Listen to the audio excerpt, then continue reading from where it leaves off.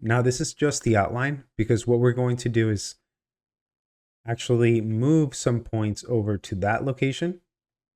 But this will give you a rough outline of how big the set of stairs are going to be, and if we need to even decrease the step.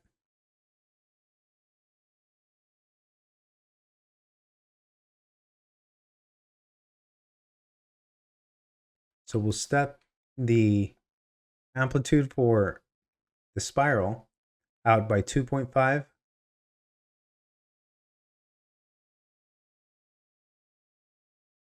And we do need to keep these two consistent,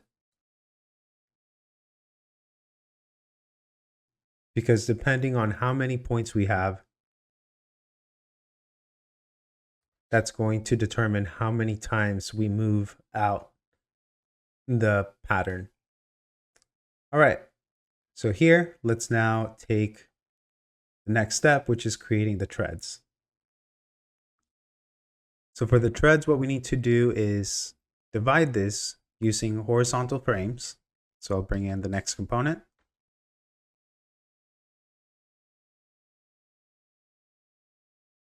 And now it's going to ask us for a count. So let's say we have